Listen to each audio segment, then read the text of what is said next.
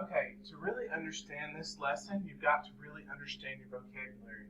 The first thing we're looking at is applying the perpendicular bisectors to tackle problems. Remember, perpendicular bisectors, if you've got one, they meet at a 90-degree angle and they split the side in half.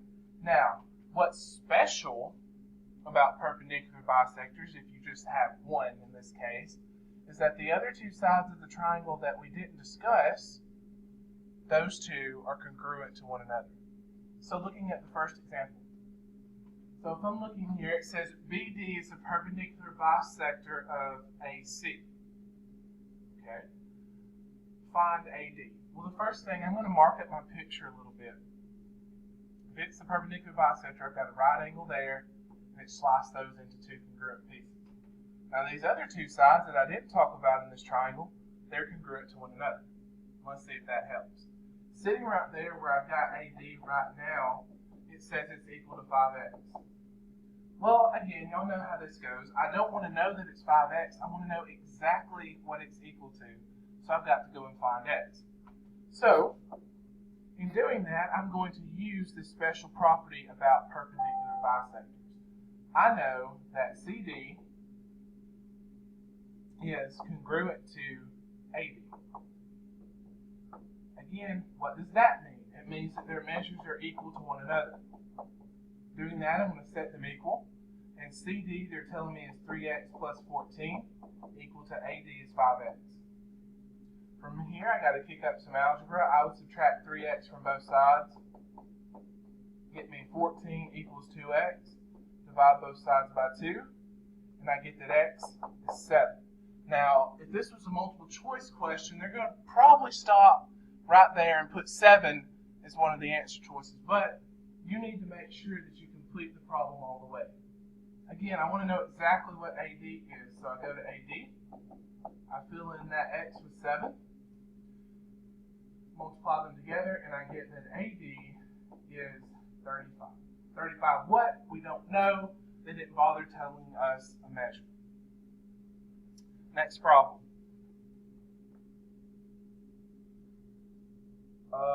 This one I'm going to skip for now. We did it in class. I have the notes of what we did in class posted. You can look. I do want to look at this frozen yogurt problem because this is the first time we talked about the point of concurrency of perpendicular bisectors. Again, if you look at your OMG, we can associate circumcenter with perpendicular bisectors. So this is the case where I had 3 snack carts that sell frozen yogurt from points A, B, and C outside the city. So I'm going to stop right there, and I'm going to actually create this. So 3 snack carts, A, B, and C. Got one here, B, and C. Keep reading. Each of the 3 carts is the same distance from the frozen yogurt distributor. Okay, so let's imagine the distributor's here. Find the location for the distributor that is equidistant, vocab word, from the 3 carts. And that would be the circumcenter. Okay, so everything that I'm going to do in blue is your definition of perpendicular bisectors and your circumcenter. Everything I'm going to do in red is that real special property that should be in your vocab about what happens when you have a circumcenter. So, my 3 perpendicular bisectors, here we go. Hits that side, makes a right angle, splits it in half. Again.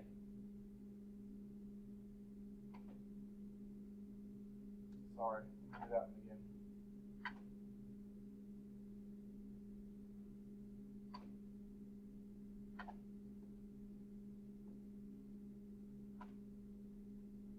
Hits this side, makes a right angle, splits it in half. The last one, hits that side, makes a right angle, and hits it at its midpoint, splitting it straight down the middle.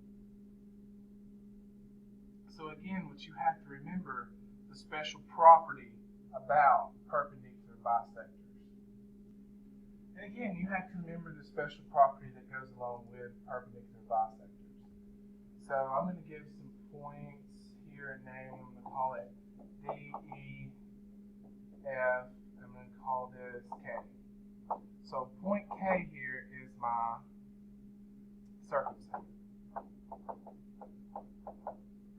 Now, in red, these are my special segments right here. So pieces of these perpendicular bisectors are really, really special. And again, looking at it, I know that BK and CK and AK are congruent to one another. Working a circumcenter problem. Looking right here, they say in this diagram the perpendicular bisectors of triangle ABC meet at point G. Find EC and GC.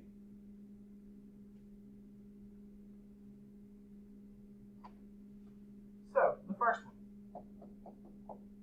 EC is just going to use my knowledge of perpendicular bisectors. Well, if I've got it right here,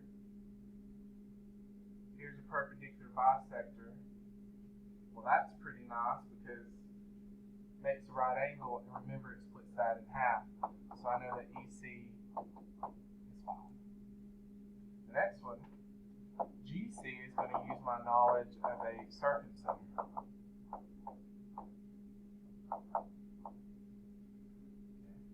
Looking at that, I know that all of these segments right here have the same length. So BG is 7, CG, or GC is what they call it, is also 7. That was perpendicular bisectors. The next thing we looked at in this particular section was angle bisectors. And with angle bisector theorem, we wrote that up in class. I'm not going to take time in this video to write that out. You can look at the notes I posted for it. I want to work these problems. Example 1, it says find the measure of angle GFJ. That's this one right here. So I know a lot if I have an angle bisector. I know that it sliced this big angle into two congruent angles. And also I know that these two pieces are congruent. And they chose to tell me that by telling me that JG is 7 and JH is 7. Well, if it sliced that angle into two equal pieces, I know that the measure of angle GFJ is also 42 degrees. Looking at the next one, I'm going to skip that one for now. We did it in class. You can look at my notes. I want to work some more problems.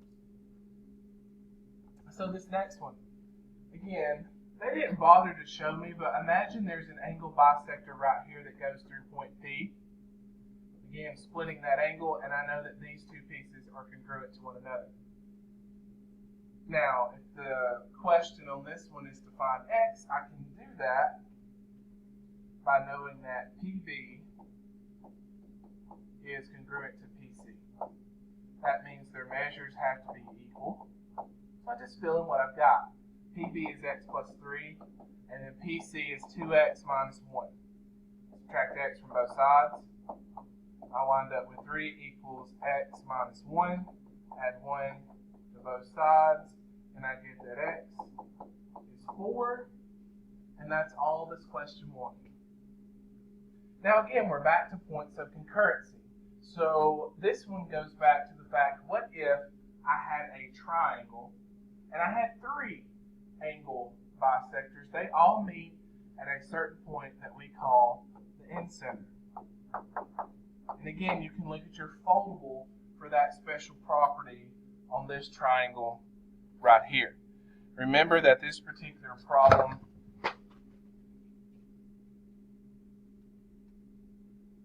had something missing on it.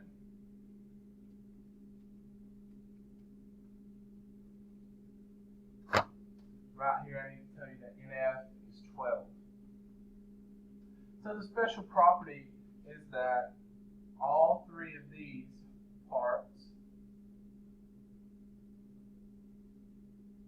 if I had an incenter, are congruent to one another. Okay. So if NF is 12, ND is also 12. And if they wanted to ask me about NE, I know that that's 12 also. I don't know this, okay? I don't know that BN and CN are 20. Looks like they might be, but I'm not sure. Okay.